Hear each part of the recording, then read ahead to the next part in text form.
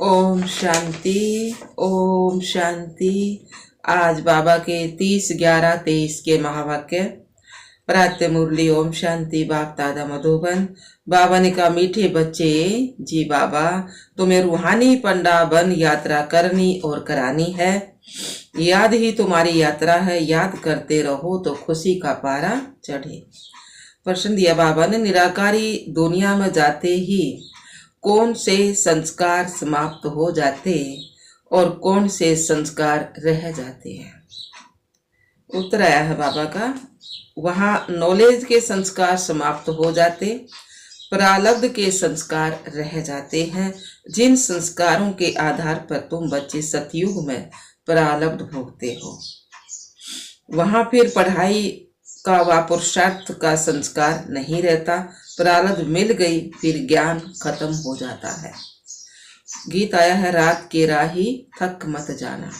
ओम शांति। यहाँ सम्मुख शिव भगवानुवाच है। गीता में दिखाते हैं श्री कृष्ण भगवानुवाच, परंतु श्री कृष्ण तो उस नाम रूप से सम्मुख हो ना सके। यह तो सम्मुख कहते हैं, निराकार भगवानुवाच। श्री कृष्ण उवाच कहें तो वह साकार हो जाता है। जो भी वेद शास्त्र आदि सुनाते हैं वह ऐसे नहीं कहेंगे कि भगवान उवाच, क्योंकि वह साधु संत महात्मा आदि सब साकार में बैठे हैं। और फिर बाप कहते हैं, हे रूहानी राही, रूहानी बाप जरूर रूहों को ही कहेंगे, बच्चे थक मत जाना। यात्रा पर कई थक जाते हैं तो फिर वापिस आ जाते हैं, वह है जिस्मानी यात्रा। भिन्न भिन्न मंदिरों में जिस्मानी तीर्थ यात्रा करने जाते हैं। कोई शिव के मंदिर में जाते हैं, वहां सब जिस्मानी चित्र रखे हैं, भक्ति मार्ग के।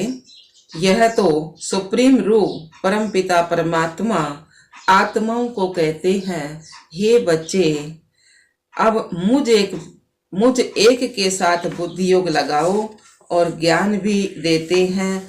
तीर्थों पर जाते हैं तो वहां भी ब्राह्मण लोग बैठे हैं ना, कथा कीर्तन करते हैं। तुम्हारी तो एक ही सत्यनारायण की कथा है, नर से नारायण बनने की। तुम जानते हो, पहले स्वीट होम में जाएंगे और फिर विष्णुपुरी में आएंगे। इस समय तुम हो ब्रह्मापुरी में। इसको पीहर घर कहा जाता है। तुमको जेवर आदि कुछ भी नहीं है ना, क्योंकि तुम पीहर घर में हो। तुम जानते हो ससुर घर में हमको अपार सुख मिलने हैं। यहाँ कलयुगी ससुर घर में तो अपार दुख है। तुमको तो जाना है उस पार सुख धाम में। यहाँ से ट्रांसफर होना है। बाप सभी को नैनों पर बिठाकर ले जाते हैं। दिखाते हैं ना, श्री कृष्ण का बाप उनको टोकरी में बिठाकर उस पार ले गया।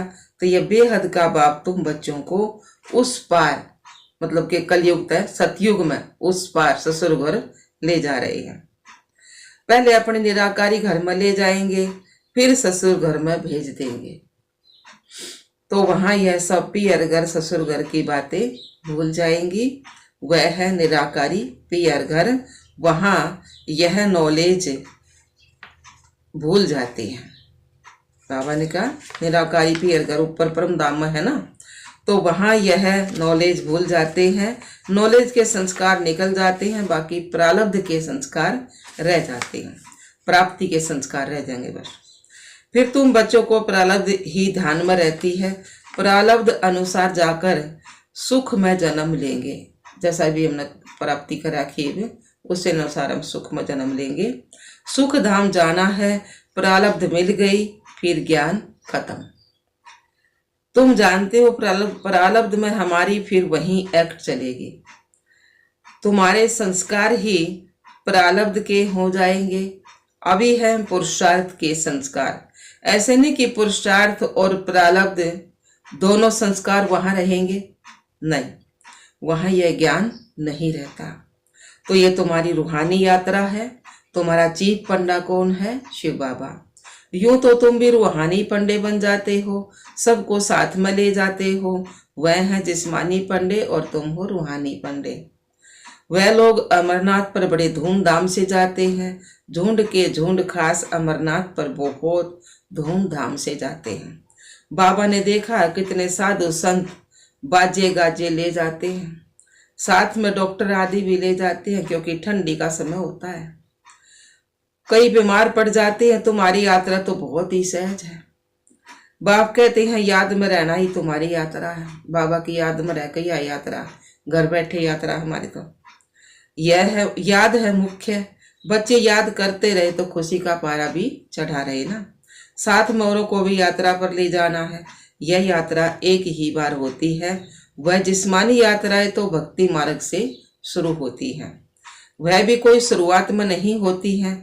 ऐसे नहीं कि फट से मंदिर चित्र आदि बन जाते हैं। वह तो आहिस्ते आहिस्ते बाद में बनते जाते हैं। पहले पहले शिव का मंदिर बनेगा। वह भी पहले घर में सोमनाथ का मंदिर बनाते हैं, तो फिर कहाँ जाने की भी दरकार नहीं रहती है। यह मंदिर आदि बाद में बनते हैं, समय लगता है। आहिस्ते आहिस्ते नए शास्त्र, नए चित्र, नए मंदिर आदि बनते रहते हैं। टाइम लगता है, क्योंकि पढ़ने वाले भी तो चाहिए ना। मठ आदि जब वर्दी को पाएंगे फिर विचार होगा, फिर शास्त्र बनाएंगे। तो इतने तीर्थ स्थान बने, मंदिर बने, चित्र बने, टाइम तो लगता है ना। बल कहा जाता भक्ति मार्ग द्वापर से शुरू होता है, परंतु टाइम तो लगता है ना। फिर कलाएं कमती होती जाएंगी। पहले अव्यभिचारी भक्ति, फिर व्यभिचारी भक्ति हो जाती है। यह सब बातें अच्छी रीति चित्रों पर सिद्ध करके बताई जाती हैं। समझाने वालों की बुद्धि में भी यही चलता रहेगा कि ऐसे ऐसे चित्र बनाए, यह समझाए।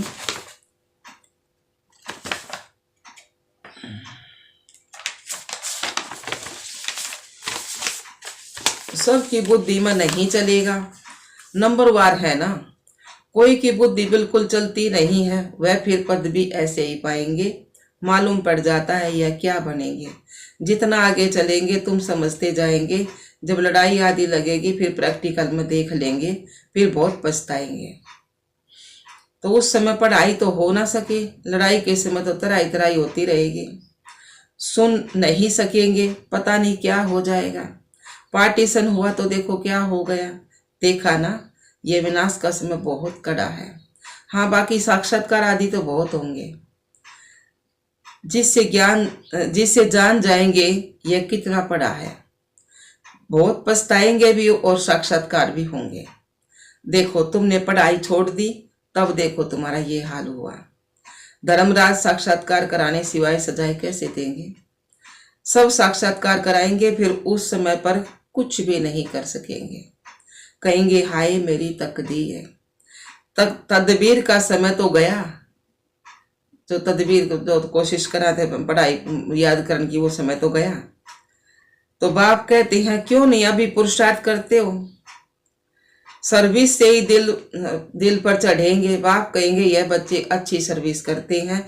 मिलिट्री का कोई मरता है तो उनके मित्र संबंधी आदि को भी इनाम देते हैं ना। यहाँ तुमको इनाम देने वाला कौन है? बेहद का बाप शिव बाबा। बाप से भविष्य 21 जन्मों के लिए इनाम मिलता है। यह तो हर एक को अपने दिल पर हाथ रखकर पूछना है, मैं कितना पढ़ता हूँ। धारणा नहीं होती तो गोया तकदीर में नहीं है।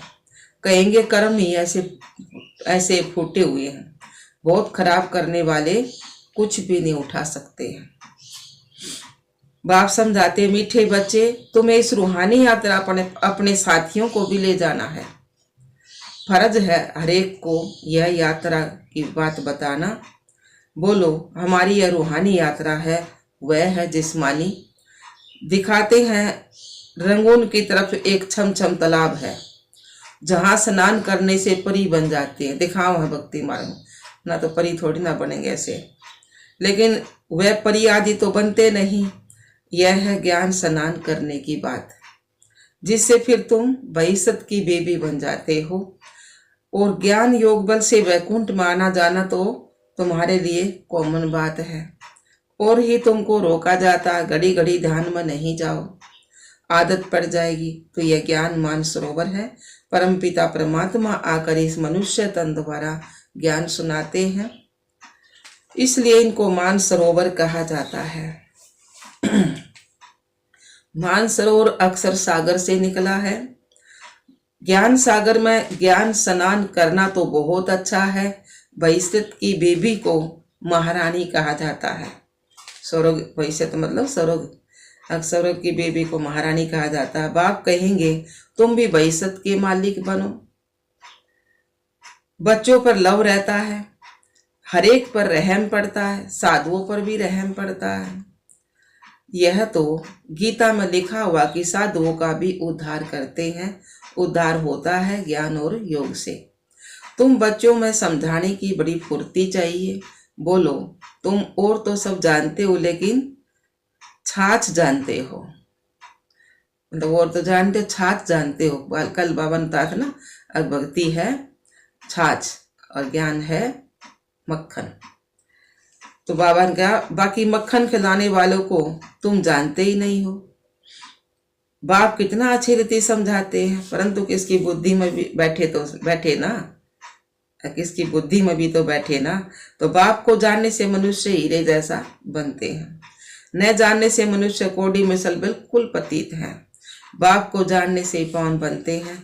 पतित दुनिया में कोई भी पावन हो ना सके। तो जो महारथी बच्चे वह अच्छी रीति समझा सकेंगे। कितने ढेर ब्रह्मा कुमार कुमारियां हैं। प्रजापिता ब्रह्मा नाम भी मशहूर है। प्रजापिता ब्रह्मा के यह है मुख वंशावली। ब्रह्मा कोई 100 भुजा 1000 भुजा दिखाते हैं, यह भी समझा जाता है इतनी भुजाएं तो हो नहीं सकती। बाकी ब्रह्मा तो बहुत बचड़े वाला है, बहुत बच्चे हैं ब्रह्मा के। तो ब्रह्मा फिर किसका बच्चा? शिव बाबा का। इनका तो बाप है ना, ब्रह्मा है शिव का बच्चा। इनका और कौन बाप हो सकता है? नाम बदली हो गया ना, तो ना पहले तो लेखराज का बाप तो दूसरा था, फिर ब्रह्मा बाबा नाम रखते थे, ब्रह्मा का बाप शिव बाबा हो गया ना। तो बाबा ने कहा है मनुष्य तो कोई हो नहीं सकता ना ब्रह्मा का बाप है। ब्रह्मा का बाप तो शिव बाबा। तो ब्रह्मा विष्णु शंकर गाए जाते हैं सूक्ष्म वतन के, तो वह तो यहाँ आ ना सके। प्रजापिता ब्रह्मा तो जरूर यहाँ होगा ना, सूक्ष्म वतन में तो प्रजा नहीं रचेंगे। तो परमपिता परमात्मा आकर इस ब्रह्मा मुख द्वारा शक्ति से ना रचते हैं। पहले परिचय देना है, यह ब्रह्मा मुख वंशावली है। तुम भी ब्रह्मा के बच्चे हो ना। प्रजापिता ब्रह्मा है सबका बाप। फिर उनसे और बरादरियां निकलती हैं, नाम बदलते जाते हैं। अब तुम ब्राह्मण हो। प्रैक्टिकल में देखो प्रजापिता ब्रह्मा की कितनी औलाद है। जरूर औलाद को वर्षा मिलता होगा। ब्रह्मा के पास तो कोई भी प्रॉपर्टी नहीं है। प्रॉपर्टी किसके पास है? शिव बाबा के पास। ब्रह्मा वर्ल्ड शिव बेहद के बाप से ही वर्षा मिलता है। ब्रह्मा द्वारा शिव बाबा बैठ पढ़ाते हैं, हमको दादे का वर्षा मिलता है। बाबा समझाते तो बहुत हैं, परंतु योग नहीं है। कादे पर नहीं चलते तो बाप भी क्या करे। बाप कहते हैं इनकी तकदीर। अगर बाबा से पूछे तो बाबा बता सकते हैं इस हालत में तुम्हारा क्या पद होगा। दिल भी गवाही देता है, मैं कितनी सर्विस करता हूँ, श्रीमत पर मैं कहाँ तक चलता हूँ। श्रीमत कहती है मन मना भव, सबको बाप और वर्षे का परिचय देते रहते हैं। ढिंडोरा भी पीटते रहते हैं। बाबा इशारा देते रहते हैं, तुम्हें गवर्नमेंट को भी समझाना है, जो वह भी समझे बरोबर भारत की ताकत ही चली गई है। परमपिता परमात्मा सर्वशक्तिमान से योग ही नहीं है। इनसे तुम योग लगाते हो तो एकदम विश्व के मालिक बनते हो। माया पर भी तुम जीत पहनते हो ना। गरज व्यवहार में रहते माया पर जीत पानी है। हमारा मददगार कौन है? शिव बाबा। कितना समझाया जाता है, धारणा भी करनी चाहिए। बाबा ने समझाया है धन दिए धन ना खुटे। ज्ञान धन कितना बांट ले खत्म नहीं होगा ना, उसा धन तो खत्म भी होगा, यो खत्म नहीं होता। सर्विस करेंगे तब बाबा की दिल पर चढ़ सकेंगे, नहीं तो इम्पॉसिबल है। इसका मतलब यह नहीं कि बाबा प्यार नहीं करते, बाबा प्यार सर्विस बिल्कुल करेंगे। मेहनत करनी चाहिए, सबको यात्रा लायक बनाते हैं। मन मना भाव यह है रूहानी यात्रा। मुझे याद करो तो तुम मेरे पास पहुंच जाएंगे। शिवपुरी में आकर फिर विष्णुपुरी में चले जाएंगे। यह बातें सिर्फ तुम बच्चे ही जानते हो। कोई और मन मनावों का अर्थ समझते नहीं है, पढ़ते तो बहुत हैं। बाप महामंत्र देते हैं, मुझे याद करो तो तुम विक्रमाजीत बन जाएंगे। अच्छा जी बाबा। मीठे मीठे सिकलदे बच्चों प्रति माता पिता बाप दादा का याद प्यार और गुड मॉर्निंग। रूहानी बाप की रूहानी बच्चों को नमस्ते। हम रूहानी बच्चों की रूहानी बाप दादा को याद प्यार गुड मॉर्निंग, नमस्ते नमस्ते नमस्ते जी। हम बाबा के बच्चे सदा रहे हंसते और हंसाते। शुक्रिया मीठे बाबा, शुक्रिया बाबा। धारणा के लिए मुख्य सार बाबा ने सुना है। ज्ञान स्नान करना है, प्यार से सर्विस कर बाप के दिल तख्त पर बैठना है। पुरुषार्थ के समय में अलबेला नहीं बनना है।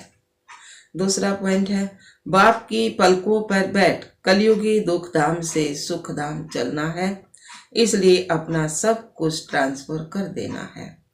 वरदान दिया बाबा ने, जीवन में दिव्य गुणों के फूलों की फुलवाड़ी द्वारा खुशहाली का अनुभव करने वाले एवर हैप्पी भाव। जीवन में दिव्य गुणों के फूलों की फुलवाड़ी द्वारा खुशहाली का अनुभव करने वाले एवर हैप्पी भाव, एवर हैप्पी भाव, खुश।